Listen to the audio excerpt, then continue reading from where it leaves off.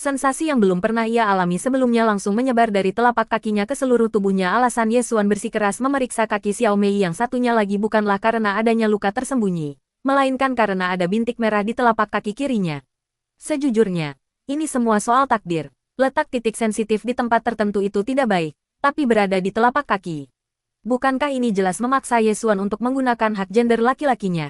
Jika berada di tempat biasa, dia pasti tidak akan berhasil. Jadi semua ini sebenarnya sudah ditakdirkan. Dan yang perlu dilakukan Ye Xuan hanyalah mengikuti arus dan mendorong segala sesuatunya berjalan sesuai rencana. Ye Xuan baru beberapa kali memijat telapak kaki Xiao Mei ketika napasnya menjadi berat, dan tubuhnya mulai gemetar sesekali. Setelah beberapa saat, napasnya berubah menjadi suara terengah-engah yang rendah, dan terlihat cairan mengalir keluar dari bawah. Tidak, jangan. Xiao Mei tak kuasa menahan diri untuk berteriak, dan rekannya secara naluriah mundur. Ye Xuan tentu saja tidak bisa membiarkan Xiao Mei menarik kakinya. Jika dia melakukannya, semua usahanya akan sia-sia. Jadi dia hanya menggenggam kaki Xiao Mei erat-erat dan berkata, "Sepertinya ada yang salah denganmu. Tidakkah kau sadari bahwa setiap kali tanganku menyentuh telapak kakimu, kau merasakan sesuatu yang aneh? Lalu kenapa kau masih memaksa?" Xiao Mei melirik Ye Xuan dengan pipi sedikit memerah dan berkata dengan suara sangat lembut, "Berhenti memaksa." Namun, sebelum dia selesai berbicara, Ye Xuan tiba-tiba memutar ibu jarinya di titik merah itu, dan gelombang kenikmatan yang kuat meledak di tubuh Xiao Mei seperti arus deras.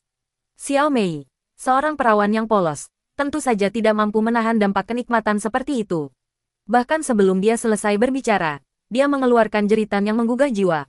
Erangan itulah yang membuatnya langsung menyadari seperti apa perasaan itu, yang belum pernah ia alami sebelumnya. Saat ia mengerti apa yang sedang terjadi, ia dengan putus asa menarik kakinya ke belakang. Namun, bisakah Ye Xuan menghentikannya? Jelas tidak. Dia tidak hanya tidak bisa membiarkan tangannya mundur, tetapi kekuatan dan frekuensi pijatan wanita itu semakin meningkat. Tidak jika kenikmatan sebelumnya seperti banjir bandang, kenikmatan saat ini pasti seperti badai di lautan. Xiao Mei, paling tidak, hanyalah sebuah perahu kecil yang kesepian. Sebuah perahu layar kecil yang langsung ditelan oleh badai hasrat yang mengamuk. Dia menggertakkan giginya, mencoba menarik kakinya kembali. Tetapi energinya benar-benar terkuras oleh lautan hasrat yang dahsyat. Bukan karena dia kekurangan kekuatan untuk membebaskan diri, melainkan karena dia memang tidak ingin melakukannya. Hasrat seksual adalah anugerah yang diberikan Tuhan kepada setiap orang, sama pentingnya dengan kehidupan itu sendiri. Orang normal tidak akan berpikir untuk mati, dan mereka juga tidak akan memilih untuk melepaskan kenikmatan kesenangan. Jika orang-orang bisa melepaskan kenikmatan tersebut, tidak akan ada begitu banyak orang di dunia yang menderita disfungsi ereksi. "Siapa bilang begitu? Kau selalu mengabaikanku setiap kali melihatku," kata Xiao Mei sambil menggigit bibir. Mengingat kembali pertemuan pertama mereka, perasaan aneh muncul dalam dirinya. Aneh karena itu adalah pertama kalinya Xiao Mei diabaikan oleh seorang pria. Ye Xuan tentu saja tidak bisa mengatakan yang sebenarnya. Jika dia mengatakan bahwa dia mengira Xiao Mei adalah seorang pelacur, Xiao Mei pasti akan langsung melompat kaget. "Aku melakukan itu untuk menarik perhatianmu," kata Ye Xuan, menatap Xiao Mei dengan mata berkabut. "Wanita cantik sepertimu pasti banyak pria yang memperebutkan perhatianmu. Jadi untuk mendapatkan perhatianmu, aku harus melakukan yang sebaliknya." Mendengar itu, Xiao Mei mencibir dan berkata, "Dasar rubah tua, kau selalu berbuat jahat. Kukira kau tidak menyukaiku. Jadi beberapa hari lalu aku mengajakmu menonton film." Tapi siapa sangka sebelum dia selesai berbicara, tubuh Xiao Mei tiba-tiba kaku. Lalu gemetar hebat, dan ekspresinya menjadi kosong. Alasan dia bereaksi begitu keras adalah karena Ye Xuan menyentuh bagian tubuhnya yang paling pribadi dan sakral. Setelah sesaat merasa mati rasa, reaksi spontan Xiao Mei adalah merapatkan kakinya dan berjuang melepaskan diri dari pelukan Ye Xuan. Namun begitu dia bergerak, Ye Xuan langsung menciumnya. Wah, ciuman yang tiba-tiba dan penuh paksaan itu membuat pikiran Xiao Mei kosong. Butuh hampir sedetik baginya untuk bereaksi, tetapi tepat ketika dia hendak melawan, jari-jari kaki Ye Xuan mulai menggeliat liar di telapak kakinya. Kenikmatan yang begitu kuat menyebabkan tubuh Xiao Mei langsung lemas. Ia tidak hanya kehilangan kemampuan untuk melawan, tetapi tubuhnya juga mulai secara tidak sadar bekerja sama dengan ritme Ye Xuan. Pertama, bibir lembut dan halusnya bertemu dengan ciuman Ye Xuan, lalu pinggangnya mulai berputar dengan liar seperti ular air. Singkatnya, saat ini, Xiao Mei seperti anak domba yang baru lahir, sepenuhnya berada di bawah kekuasaan Ye Xuan, binatang buas yang ganas ini. Ketika suara Xiao Mei mulai sedikit serak, Ye Xuan segera berhenti dan menarik jari-jari kakinya dari telapak kakinya. Huf-huf, tubuh Xiao Mei tiba-tiba berhenti gemetar, Tetapi dia masih mengeluarkan suara-suara lembut dan terengah-engah yang membuat darah Ye Xuan mendidih. Saat itu, Ye Xuan perlahan menarik Xiao Mei ke dalam pelukannya, dengan lembut menggigit cuping telinga putihnya, dan berkata dengan suara rendah dan lembut, "Xiao Mei, aku benar-benar menginginkannya berikan padaku, aku akan membuatmu merasa sangat nyaman." Xiao Mei menggigit bibirnya pelan, tidak menjawab permintaan Ye Xuan, tetapi dia tidak melepaskan pelukan Ye Xuan. Ye Xuan dengan lembut menyentuh bibir Xiao Mei dan berkata, "Xiao Mei, katakan sesuatu. Apakah kamu mau atau tidak? Jika mau, angguklah. Jika tidak mau, ayo kita bergerak cepat. Aku, Ye Xuan, bukanlah tipe orang yang terus-menerus mengganggu." Xiao Mei ragu sejenak, lalu menarik napas dalam-dalam seolah-olah ingin menikahinya dan melakukan yang terbaik untuk membahagiakannya. Namun pada akhirnya, dia tetap diperlakukan seperti orang bodoh. Jadi ada sebuah pepatah yang mengatakan, bukan berarti semua pria baik telah meninggal, tetapi semua pria baik telah diusir dari negeri ini oleh wanita-wanita jahat. Namun, kata-kata Xiao Mei selanjutnya membuatnya terdiam. "Li Ken, jangan terburu-buru. Aku belum selesai bicara. Aku bilang aku bersedia. Tapi bukan sekarang. Ini terlalu cepat. Aku belum siap secara mental." Ye Xuan terdiam hampir sedetik sebelum bereaksi. Pikiran pertamanya adalah, "Sialan, aku baru saja akan melepas celanaku. Dan ini yang kau katakan padaku. Apa kau tidak punya hati nurani? Tidak punya moral, tidak punya rasa tanggung jawab sosial?" Meskipun amarahnya membara, Ye Xuan tidak dapat menemukan jalan untuk melampiaskannya. Akhirnya, dia menghela napas pelan, turun dari Xiao Mei, dengan cepat mengenakan pakaiannya, dan berjalan keluar dari kamar tidur.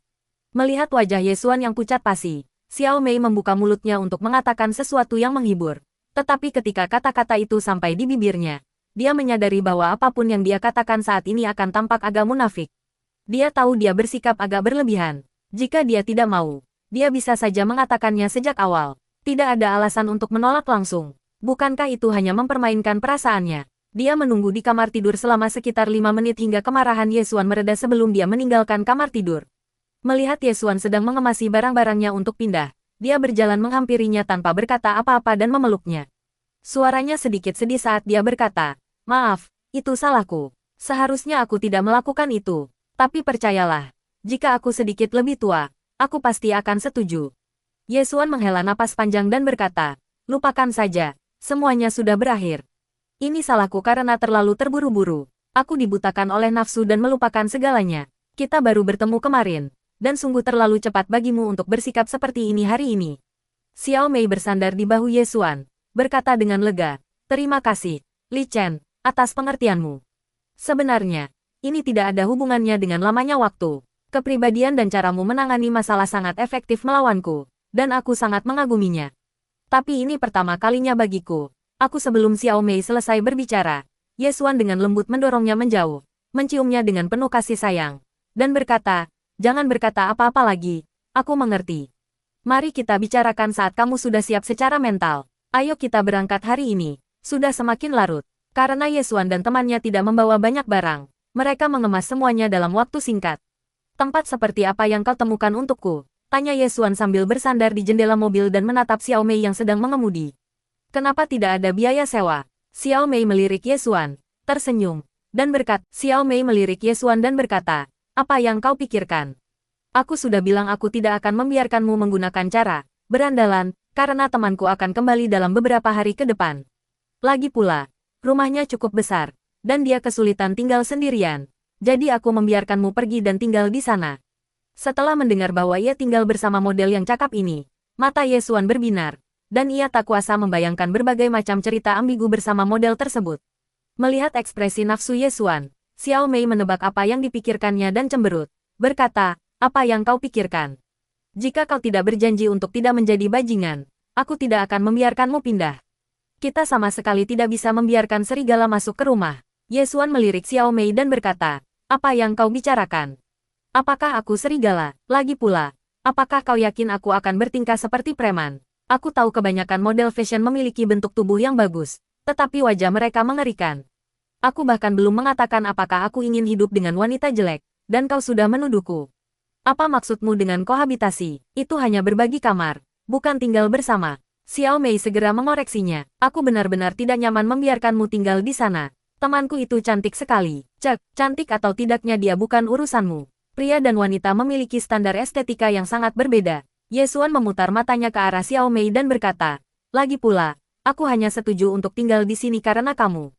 Kalau tidak, aku tidak akan mau tinggal. Seperti kata pepatah, jika kamu menerima uang seseorang, kamu harus menyelesaikan masalahnya. Jika dia benar-benar cantik, pasti akan ada banyak masalah. Melihat Ye Xuan tidak senang, Xiao Mei dengan cepat berkata dengan ramah, oh, aku hanya mengatakannya begitu saja. Jangan diambil hati. Temanku sangat polos. Aku hanya khawatir kau akan mengganggunya. Mengganggunya. Ye Xuan melirik Xiao Mei dan berkata, apa yang kau bicarakan? Aku pasti tidak akan mengganggunya. Jika kau tidak percaya padaku, carikan aku hotel murah dan terjangkau dulu. Dan aku akan mencari tempat tinggal sendiri. Jelas tidak ada unsur perundungan di sini. Bagaimana mungkin menciptakan kebahagiaan bersama dianggap sebagai perundungan? Paling-paling, ini tentang saling melengkapi kelemahan dan berbagi kebahagiaan. Tidak, aku hanya mengatakannya begitu saja. Jangan diambil hati. Xiao Mei mengulurkan tangan dan menepuk lengan Ye Xuan dengan sikap menenangkan. Terkadang aku hanya mengatakan sesuatu tanpa berpikir. Jangan marah. Ye Xuan sengaja menghela napas panjang dan berkata, baiklah, karena permintaan maafmu tampak tulus. Aku akan memaafkanmu untuk saat ini. Tetapi jangan ulangi lagi. Xiao Mei terkekeh dan berkata, oke, aku janji tidak akan melakukannya lagi. Ye Xuan awalnya berencana untuk tinggal di sebuah apartemen biasa di kawasan perumahan. Tetapi yang mengejutkannya, ternyata tempatnya adalah Jiangnan Ye, villa termewah di kota Ningqi. Tampaknya adik perempuan Xiao Mei juga. Ye Xuan menebak dengan benar. Saudara perempuan Xiao Mei memang seorang pewaris generasi kedua yang kaya dan cantik.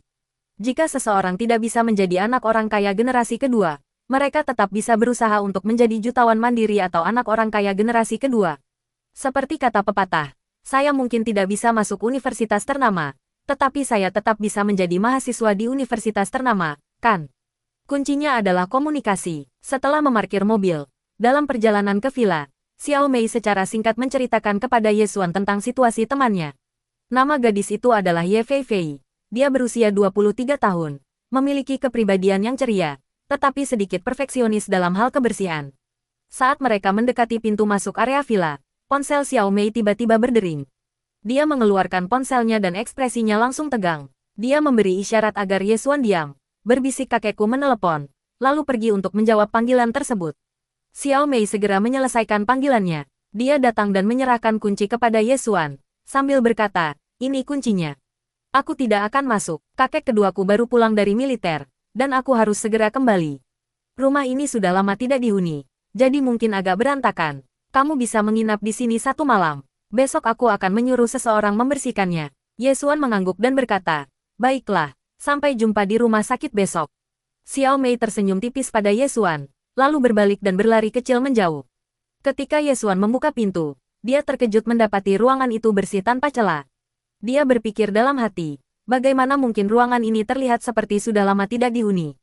Namun, dia tidak terlalu memikirkannya. Dia berpikir dia harus pergi ke toilet terlebih dahulu, lalu ke kamar mandi.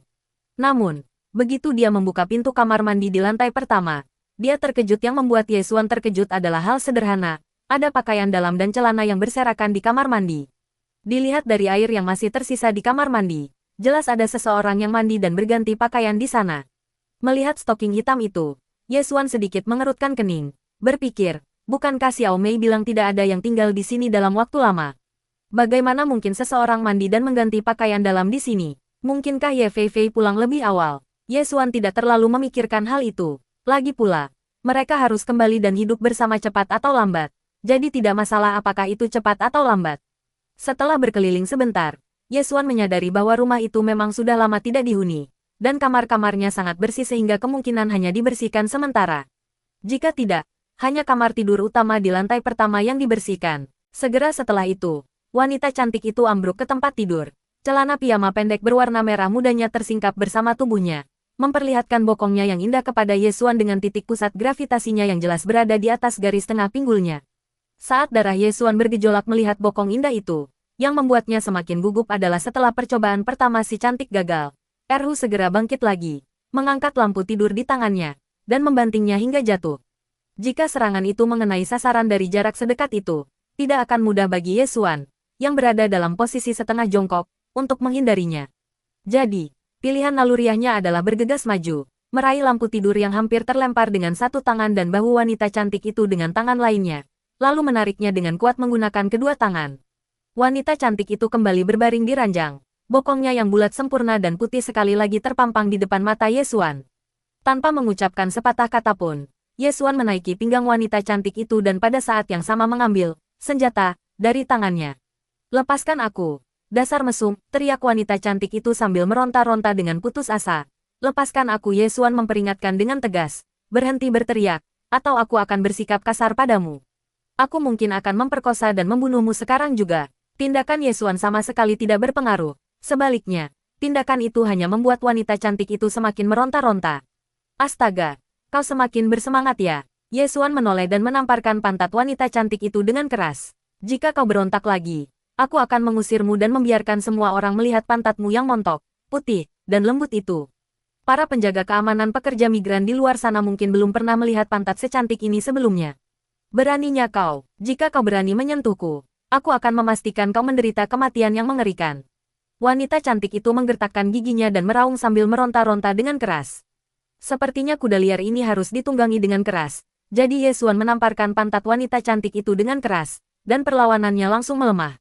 Tak lama kemudian, raungan mulai bercampur dengan erangan, dan setelah beberapa saat, raungan sepenuhnya berubah menjadi erangan seorang wanita yang dilanda hasrat seksual. Alasan wanita cantik itu bereaksi begitu cepat adalah karena ketika pria itu menamparnya, dia melihat titik merah yang sangat jelas di antara pahanya. "Kau lepaskan aku. Jika kau tidak melepaskan aku akan membuatmu menyesal pernah dilahirkan." Ye Xuan menusuknya keras dengan jari tengahnya, dan wanita cantik itu mengeluarkan erangan panjang yang melengking. "Ah!" Erangan yang sangat menggoda ini hampir melelehkan tulang Ye Xuan. "Kau sudah membuatku berharap aku mati, dan kau masih ingin aku melepaskanmu." Ye Xuan mencibir, "Kurasa kau hanya perlu didisiplinkan. Jika aku tidak mendisiplinkanmu dengan benar hari ini." Tangannya dengan lembut meningkatkan frekuensi sentuhannya. Setelah menangis lama, wanita cantik itu ambruk ke tempat tidur dan terdiam. Dasar jalang kecil. Sekarang kau bersikap baik." Ye Xuan mencoba melepaskan tangan wanita itu secara perlahan. Dan hanya setelah memastikan bahwa wanita itu tidak melawan, barulah ia perlahan turun dari wanita tersebut. Begitu Ye Xuan turun, dia melihat wanita cantik itu mulai terisak. Dia mendengus dan berkata, "Kenapa kau menangis? Tanganku sangat lelah sampai hampir kram. Dan aku belum mengatakan apapun." "Apa yang membuatmu menangis?" Wanita cantik itu tidak berbicara, dan terus berbaring di sana, terisak pelan. Melihat keadaan wanita cantik itu yang menyedihkan, Ye Xuan tak kuasa menahan napas dan berkata, "Jangan menangis. Tidak ada apa-apa di antara kita. Paling-paling, aku hanya memberikan tanganku sekali. Tidak ada hal berarti yang terjadi di antara kita. Aku seorang dokter, dan aku bisa memastikan bahwa aku belum melakukan hubungan seksual sejak tadi malam." Kata-kata Ye Xuan tampaknya berpengaruh, karena isak tangis wanita cantik itu berubah menjadi air mata tanpa suara. "Baiklah, kalau kau ingin menangis di sini, silakan menangis di sini. Aku harus pergi bekerja," kata Ye Xuan sambil menatap wanita cantik itu. "Tapi aku harus memperjelas ini dulu, aku tidak melakukan apapun padamu." Alasan Ye Xuan tidak menanyakan siapa wanita itu adalah karena dia sudah menyimpulkan bahwa wanita itu pasti sahabat Xiao Mei, Ye Feifei. Bau alkohol yang menyengat di tubuhnya memberikan gambaran kasar tentang apa yang terjadi semalam. Dia mungkin pergi minum dan, mungkin sedikit berlebihan, tidak menyadari ada seseorang di tempat tidur. Dan mimpi erotis yang dialaminya semalam mungkin benar-benar nyata. Memikirkan hal ini, Ye Xuan merasa sedikit menyesal. Mengapa dia tidak memanfaatkan kesempatan itu tadi malam? Dalam keadaan mabuk, tidak ada pertanyaan tentang kemauan atau ketidakmauan. Sayang sekali pantat yang cantik dan menggoda itu hilang. Melihat Ye Feifei mengabaikannya begitu saja, Ye Xuan bangkit dan mulai berpakaian. Setelah kejadian itu, satu-satunya hal yang bisa dilakukan adalah menyelinap pergi secepat mungkin. Namun, tepat saat dia sedang berpakaian, Ye Feifei tiba-tiba menerjangnya, memperlihatkan gigi dan cakarnya. Ye Xuan mengulurkan tangan dan meraih tangan Ye Feifei, menggunakan teknik berbulat sederhana untuk menahannya di dinding. "Sialan, kau belum juga selesai," Ye Xuan berkata dengan nada sangat kesal. "Dengar, keluar dari rumahku sekarang juga selagi aku sedang bekerja, atau aku pasti akan menuntutmu atas pelecehan seksual. Kau datang ke tempat tidurku di tengah malam untuk merayuku, dan kau bahkan ingin memukulku. Apa kau tidak punya hati nurani? Sekalipun aku tidak setuju, kau tidak bisa memperlakukanku seperti ini." Mendengar itu, Ye Fei tidak ada gunanya mengatakan apapun sekarang. Kesalahpahaman sudah terjadi. Mari kita bicarakan saja bagaimana cara menyelesaikannya. Saran saya adalah saya yang menanggung kerugian dan berpura-pura tidak terjadi apa-apa. Tentu saja, saya tidak akan memberitahu siapapun tentang ini. Mendengar itu, Ye Fei Fei langsung marah besar. Dia berteriak, kau tidak tahu malu. Berani-beraninya kau bilang kau mengalami kerugian. Jelas sekali di tengah kalimatnya. Ye Fei Fei tiba-tiba menyadari dia tidak bisa melanjutkan. Jadi dia dengan cepat mengubah kata-katanya. Berkata, jika kau ingin hidup bahagia, menghilanglah dari pandanganku sekarang juga. Jangan sampai aku melihatmu lagi. Ye Xuan mengerutkan bibir dan berkata, baiklah, itu juga bisa. Tapi ada sesuatu yang perlu kuingatkan. Aku tidak pandai berbohong. Jika aku berbohong, aku akan tersipu dan ketahuan. Jika Xiao Mei bertanya mengapa kau mengusirku, aku harus mengatakan yang sebenarnya tanpa melewatkan satu kata pun. Anda Ye Fei Fei sangat marah mendengar kata-kata tak tahu malu Ye Xuan sehingga dia gemetar dan tidak bisa berkata apa-apa untuk sesaat. Ye Xuan melirik jam di dinding dan berkata, sudah hampir waktunya. Aku harus pergi bekerja. Lagi pula, hanya ada dua pilihan. Pertama, tidak terjadi apa-apa. Dan kedua, aku pindah dan mengatakan yang sebenarnya kepadamu. Mana yang kau pilih? Sebelum Ye Fei Fei sempat menjawab, bel pintu tiba-tiba berbunyi. Bel pintu tiba-tiba berbunyi, mengganggu ritme Ye Xuan yang sedang berusaha memaksanya untuk tunduk. Untuk sesaat, dia tidak tahu harus berbuat apa. Tepat saat itu, bel pintu berbunyi lagi. Saat bel pintu berbunyi, ponsel Ye Xuan berdering. Dia menoleh untuk melihat ponsel di meja samping tempat tidur dan melihat bahwa itu adalah Xiao Mei yang menelepon. Begitu melihat bahwa itu Xiao Mei, inisiatif langsung kembali ke Ye Xuan. Dia segera melepaskan Ye Fei Fei, mengangkat telepon, dan berkata, halo, Xiao Mei. Seperti yang Ye Xuan duga, Ye Fei Fei langsung tenang setelah mendengar bahwa dia adalah Xiao Mei.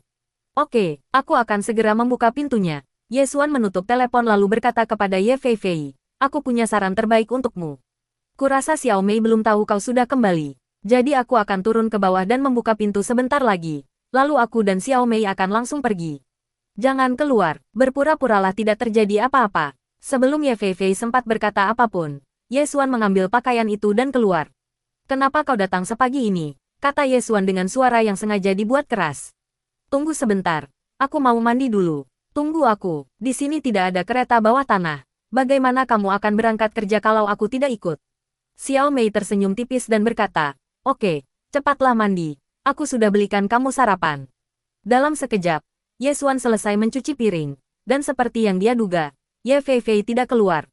Li Ken, apakah kamu tidur nyenyak semalam? Xiao Mei menyerahkan stik adonan goreng dan susu kedelai yang baru. Alasannya adalah dia harus mengantar dan menjemputnya dari dan ke tempat kerja setiap hari, yang terlalu melelahkan. Selain itu, sulit mendapatkan taksi di pinggiran kota yang begitu jauh. Dan dia tidak punya mobil. Akan merepotkan jika rumah sakit perlu menghubunginya. Setelah mendengar penjelasan Ye Xuan, Xiao Mei mengangguk setuju dan berkata, kalau begitu, aku akan menyewakan tempat yang nyaman untukmu pergi bekerja. Ye Xuan menggelengkan kepalanya dan berkata, tidak, aku tidak terbiasa menghabiskan uang wanita. Aku akan menerima hadiah apapun yang kau berikan. Tapi apa gunanya kau membayar sewa rumahku? Apakah kau mencoba menjadikanku selirmu? Xiao Mei menyeringai dan berkata, apa? Aku tidak boleh menjagamu. Ye Xuan menjawab dengan tegas. Tentu saja tidak. Bagaimana mungkin pria dewasa sepertiku dipelihara oleh seorang wanita? Sama sekali tidak. Baiklah. Kalau begitu sudah diputuskan. Aku akan tinggal di asrama rumah sakit selama beberapa hari ke depan dan pindah ketika aku menemukan tempat yang cocok.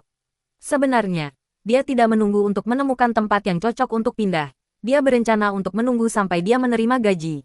Tempat yang sudah dia temukan dibatalkan tadi malam. Dan bahkan jika ada tempat lain yang tersedia sekarang, pemiliknya mungkin akan mengatakan mereka tidak punya. Dengan begitu, mereka bisa langsung mengantongi uang depositnya sebesar 300 yuan. Untuk memastikan kelangsungan hidupnya di kota itu, dia tidak akan menyentuh tabungannya kecuali benar-benar diperlukan. Melihat bahwa Ye Xuan telah mengambil keputusan, Xiao Mei berhenti berbicara. Setelah menyelesaikan masalah tempat tinggalnya, Ye Xuan bergegas berangkat kerja tepat waktu. Begitu tiba di rumah sakit, sang direktur secara misterius menarik Ye Xuan ke samping. Setelah melihat sekeliling untuk memastikan tidak ada orang di sana, dia berbisik, Li Chen, ada sesuatu yang ingin ku minta kau lakukan untukku. Karena Anda bersikap sopan kepada saya, tentu saja saya akan membalasnya. Jadi saya langsung berkata, Direktur, Anda sudah keterlaluan. Tidak perlu bicara soal membantu atau tidak. Katakan saja apa yang Anda butuhkan. Saya akan melakukan apapun yang saya bisa. Sang sutradara masih tampak sedikit gelisah. Dia memastikan tidak ada orang di sekitar sebelum membisikkan hal itu ke telinga Ye Xuan. Ternyata permintaan sang direktur akan bantuannya cukup sederhana. Membantu wakil direktur Liu dari Biro Keuangan menyelesaikan masalah ketidakharmonisan seksualnya. Ye Xuan hanya mahir mengobati frigiditas pada wanita. Dia sama sekali tidak mahir mengobati disfungsi seksual pada pria. Yang dia ketahui hanyalah pengetahuan dari buku, dan mengikuti buku-buku itu sama saja dengan berjudi. Jika bisa disembuhkan, itu bagus. Jika tidak bisa disembuhkan, itu akan merusak reputasinya. Oleh karena itu, pilihan terbaik Ye Xuan adalah menolak dengan tegas. Sutradara, jujur saja, pengetahuan saya tentang seksualitas wanita berasal dari pengalaman saya sebagai kamu akan menjadi pekerja unggulan departemen kami pada kuartal ini. Setelah mendengar bahwa penghargaan karyawan berprestasi triwulanan diberikan langsung kepadanya, Ye Xuan langsung tertarik. Penghargaan karyawan berprestasi triwulanan disertai bonus 3%. Meskipun kinerja departemen buruk, bonusnya masih minimal 2.000. Dan jika kinerja bagus, bisa mencapai 4 atau 5.000. Dengan begitu, saya sudah menutupi biaya sewa selama 6 bulan, jadi tidak ada salahnya mencoba. Seperti kata pepatah, semua jalan menuju Roma. Selama keharmonisan seksual tercapai, itu tidak masalah. Jika pria tidak bisa melakukannya, mulailah dari wanita. Namun, untuk berjaga-jaga, Ye Xuan mengatakan bahwa apakah penyakit itu bisa disembuhkan atau tidak bergantung pada takdir. Hei, kamu bisa melakukannya. Kamu harus percaya diri. Ayo, semua orang menunggu di kantorku. Ye Xuan mengangguk tanpa berkata apa-apa, lalu mengikuti direktur ke kantornya. Sesampainya di kantor, Ye Xuan melihat seorang pria gemuk parubaya berdiri di dekat jendela. Tak perlu diragukan lagi, pria bertubuh gemuk ini adalah wakil direktur Liu dari Biro Keuangan yang telah disebutkan oleh direktur tersebut.